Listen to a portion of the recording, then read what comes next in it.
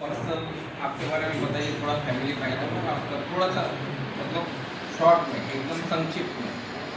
Sir माझे नाव अनिश जांभूळकर आहे. मी ITI पास करून मी तुमच्या कंपनीमध्ये आलेलो आहोत. मी कंपनीचे फॉर्म भरलेले होते, त्याच्यामध्ये माझा नंबर आला आणि मला कॉल आला होता तुमच्या कंपनीमध्ये. तर त्या कारणाने मी आलो जॉबसाठी. सर आणि फॉरेनमध्ये सर खूप जास्त प्रमाणामध्ये सर टेक्नॉलॉजीचे उत्पन्न आहे सर. म्हणजे जास्त करून तिकडे सर इलेक्ट्रॉनिक्स वगैरे सर इलेक्ट्रॉनिक्स वस्तू यूज केल्या जातात सर. आणि आपल्या इंडियामध्ये सर ते खूप कमी प्रमाणामध्ये यूज केले जातात. त्या प्रमाणामध्ये सर एक नवीन सर काही वस्तू इन्व्हेस्ट करण्याकरिता नॉलेज तुझ्याजवळ आहे असं तुझं म्हणणं आहे, हो म्हणून आम्ही तुला घ्यावं. बरं, एका कंपनीत कुठलेही आपण जेव्हा जॉईन करतो तर आपलं वर्तन वागणूक कशी असायला हवी? सर्वात आधी तर सर आपल्याला जे पण काम मिळतं सर ते आपल्याला म्हणजे सर कम्प्लिटली केलं पाहिजे सर.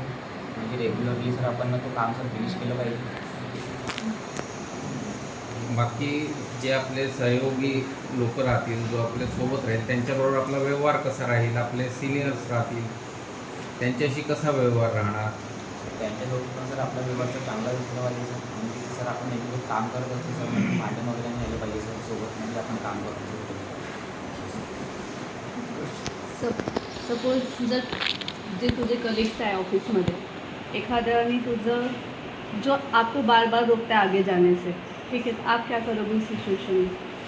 हम उसके बारे में सबसे पहले हमें सोचना नहीं चाहिए. हमारे माइंड में जो आता है हमें वो करना चाहिए. ओके. स्टील त्याच्याकडून काही चुकी होते तुझ्यामध्ये, तुला फॉरवर्डला जाऊच नाही देत आहे, पुढे जाऊच नाही देत आहे. जस्ट लाईक अ पूर्ण स्टाफ, म्हणजे तुझं जे पण आहे दोघांमध्ये कॉम्पिटिशन चालू आहे, तर काय करशील तू? मॅम त्याच्यासाठी आपल्या मनावर जिद्द पाहिजे. म्हणजे आपल्याला सामोरं ते करायचं आहे, आपल्याला इथे जिद्द ठेवलं पाहिजे. येणं होईल, वेळेवर येणं, कारण आपल्याला शिफ्ट ड्युटीमध्ये काम करायचं आहे. हो सर. येणं होईल, हो सर. वेळेवर यायचं असलं. हो सर एकदम.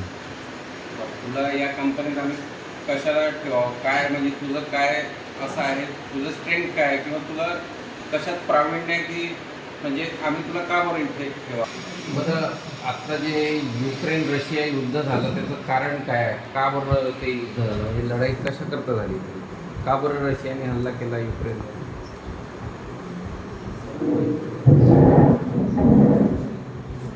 नाही, थोडंसं आपल्याला न्यूजपेपर याच्यातनं वगैरे थोडंसं करंट अफेअर्स काय चालू आहे बाकी जगात. तू आता मल्टीनॅशनल या कंपनीत काम करणार, आपली ही मल्टीनॅशनल कंपनी आहे. आपला माल जो बाहेरच्या, आपलं मटेरियल जे बाहेरच्या देशात जाणार, ठीक आहे, तर बाहेरच्या जगात अर्थव्यवस्थेत काय सुरू आहे, काय नाही मार्केट, याच्याबद्दल आपल्याला माहिती हवी. तर त्या दृष्टीने आपल्याला सगळं हे नॉलेज असायला पाहिजे. Please introduce yourself. Myself Dheeraj Ravindra Sharma. 2020 in 10th. I was passed out 10th from Sampada Convent, and then after I also passed out 12th from Mohta Science. Then after I will do ITI. Then I have 1-2 month experience. I'm doing job at दुकान में, मतलब मैं job करता था.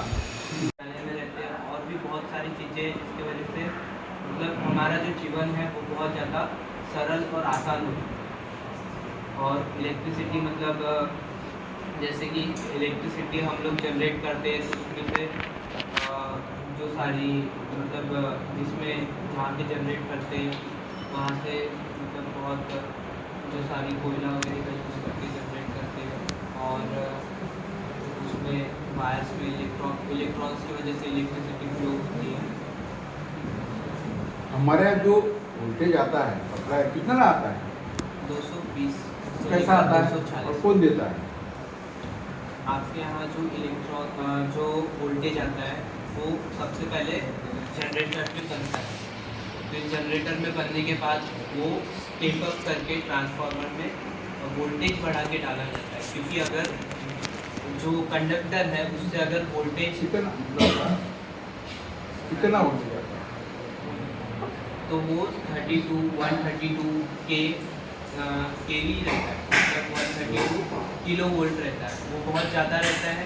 फिर वो वहाँ से आके आपके घर के पास डीपी होती है जिसको ट्रांसफार्मर बोलता है, वो स्टेप डाउन ट्रांसफार्मर होता है। तो वहाँ पे आपका जो वोल्टेज है वो स्टेप डाउन होता है, फिर उसके बाद 3 फेज में आपके घर तक बिजली पहुँचाई जाती है। 220 वोल्ट एक 3 फेज में आता है। नहीं, पूरा करने 3 फेज में आपके पास बिजली पहुँचाई जाती है, उसमें से एक फेज में 220 से लेकर 40 वोल्ट तक आता है, वो फ्लक्चुएट होता है। पर एमएसबी तो हमें कभी 220 देते ही नहीं, वो तो 440 वोल्ट देते ना। 40 वोल्ट 3 फेज में। तो सिंगल फेज कैसा हो जाता, मतलब 220 क्यों नहीं आता? 440 देती है सिंगल फेज में, 220 कैसा होता है? मैथमेटिक्स देती है। तो 440 होता है कि 3 फेज मतलब 3 वायर जाते हैं, उसमें से एक फेज मतलब हम सिर्फ 2 वायर का यूज़ करके, मतलब एक फेज और एक न्यूट्रल का यूज़ करके सिर्फ एक फेज, मतलब 3 फेज है तो तीनों फेज में 250, 240, 240, 240 तीनों में। तो ये कन्वर्शन होने का कोई फार्मूला है? कन्वर्शन होने का फॉर्मूला तो नहीं है सर, पर वो इंडक्शन की वजह से उसका फार्मूला है 440 डिवाइडेड बाय √3। इसका मतलब होता है √3 जानते हैं आप कितना होता है? 1.67 1.73। तो 440 डिवाइडेड बाय 1.73 दैट इज 254। इस ढंग से हमारे पास 220 आता है। 220 आने के लिए जो वोल्टेज अपना 440 की जगह 400 आता है, ट्रांसफार्मर में अपने को चेंज कर सकते हैं क्या वोल्टेज? ट्रांसफार्मर में वोल्टेज चेंज नहीं सर। कि हम आपको अपने कंपनी में क्यों लें? हमारा क्या बेनिफिट होगा अगर आप हमारी कंपनी में आते हैं? जैसा कि मैम मैंने पहले ही आपको बताया कि मैं मल्टीटास्कर हूँ, जैसे कि मैं पूरी टीम को भी संभाल लूँगा और मैं अपना वर्क भी करूँ। ओके, मैं ये- सिचुएशन दे दूँ इसमें सपोज कंपनी के सीईओ या manager but reputed company ma'am, reputed company कहने के लिए भी और मेरे जो मॉमडेट्स मेरे पैसे लगा रहे हैं इसके ऊपर भी मैम, अगर मैं अच्छे कंपनी में जॉब करूँगा, अच्छी सैलरी लाऊंगा और अच्छे स्किल अगर मेरे इसमें होगा तो मैम आपके कंपनी में मुझे मतलब आने देंगे और अदरवाइज नहीं आने देंगे।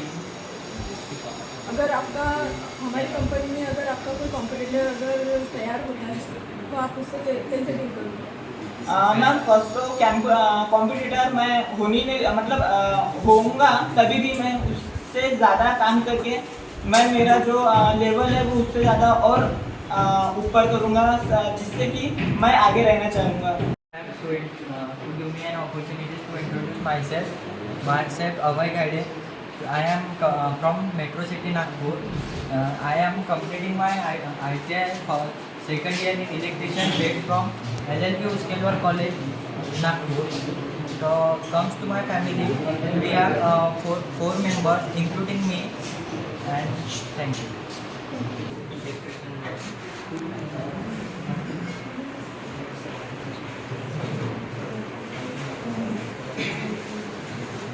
आपकी हॉबीज क्या है? क्वांटिटी पे फोकस नहीं करते, क्वालिटी पे फोकस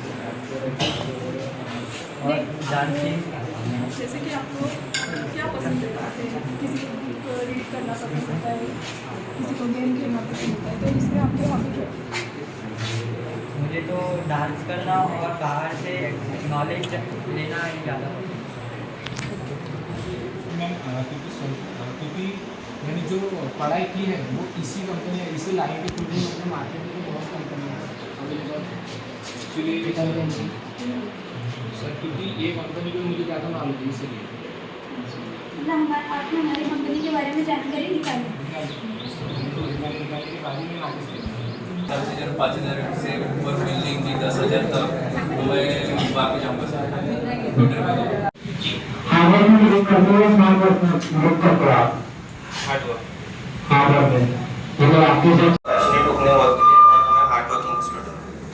मतलब पॉपुलर, इसकी वजह से मुझे ऐसा लगा कि इस कंपनी में मैं जॉब मागच्या तू 10th नंतर काय काय करू शकत होता? 10th नंतर माझा नंबर लागला होता, लेकिन त्याची परिस्थिती माझी अशी नव्हती का माझ्या गव्हर्नमेंट आय टी माझा नंबर लागलेला होता, त्यामुळे मी घरापासून थोडं मला जाण्या यायची व्यवस्था नव्हती, म्हणून मी करू नाही शकलो. त्यासाठी मला 11वी 12वी करायला लागली. त्यानंतर मी ना ITI मध्ये ॲडमिशन केलं. आणखी या कंपनीची ग्रोथ कधी करशील मग तू, जर ग्रोथ करायची असेल तर? कंपनीची ग्रोथ करायची आपल्याला, कंपनी वाढवायची आहे आणखी, तर कसा करशील? सबसे पहिले तर मला त्या कंपनीच्या बद्दल माहिती करायला लागेल. ते कंपनी कशाची आहे, त्या कंपनीचे प्रोडक्ट काय आहे, कायच्यावर मला कशावरतून. मी टेक्निकल फील्डमध्ये येऊन तुम्ही पाहिजे तिथे टेक्निकल डिपार्टमेंटमध्ये जाऊन हे करेन. त्याच्यावर तर रिसर्च करून आणि ऑब्झर्वेशन करून आणि कुठे कुठे कमी पडत आहे कंपनी, कोणत्या अँगलतून त्याची गलती होतात त्याच्यावर तर आपलं एक्सप्लेनेशन देऊन जाणे आपल्या मोठ्या अधिकाऱ्याला सांगतो. मग या कंपनीत का प्रोडक्ट बनत आहे हे तुला माहिती आहे का डायरेक्ट आलं? कंपनीमध्ये क्या देखना